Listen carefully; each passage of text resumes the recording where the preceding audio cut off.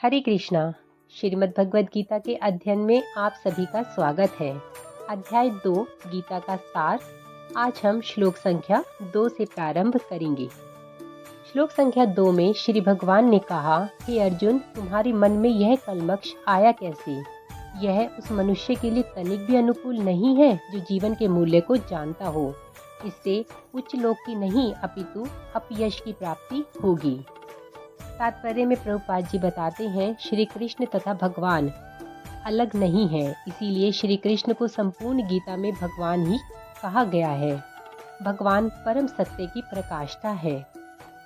संस्कृत शब्द भगवान की व्याख्या व्यास देव के पिता पराशर मुनि ने की थी। समस्त धन, शक्ति, यश, सौंदर्य, ज्ञान तथा त्याग से युक्त परम पुरुष भगवान कहलाता है।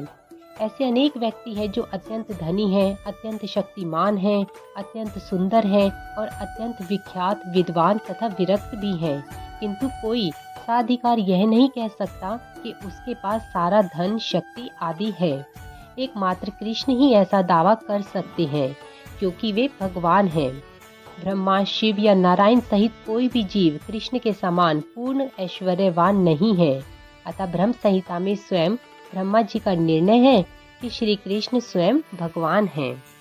अतः भगवान की उपस्थिति में अर्जुन द्वारा स्वजनों के लिए शोक करना सर्वथा अशोभनीय है। आर्य जैसी सभ्यता जाति के किसी भी व्यक्ति से ऐसी मलिनता की उम्मीद नहीं की जाती। आर्य शब्द उन व्यक्तियों पर लागू होता है जो जीवन के मूल्य को जानते हैं और जिनकी सभ्यता आत्म साक्षात्कार पर निर्भर करती है। देहात्म बुद्धि से प्रेरित मनुष्य को यह ज्ञान नहीं रहता कि जीवन का उद्देश्य परम सत्य विष्णु या भगवान का साक्षात्कार है। वे तो भौतिक जगत के बाहरी स्वरूप से मोहित हो जाते हैं।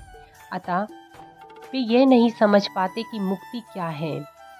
जिन पुरुषों को भौतिक बंधन से मुक्ति का कोई ज्ञान नहीं होता, वे अनार्य कहलाते हैं। यद्यपि अर्जुन क्षत्रिय था, किंतु युद्ध से विचलित होकर वह अपने कर्तव्य से विमुख हो रहा था। उसकी यह कायरता अनार्यों के लिए ही शोभा देने वाली हो सकती है।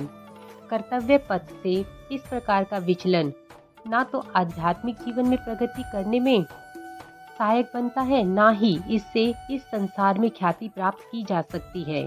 भगवान कृष्ण ने अर्जुन द्वारा अपने स्वजनों पर इस प्रकार की करुणा का अनुमोदन नहीं किया। हरे कृष्णा।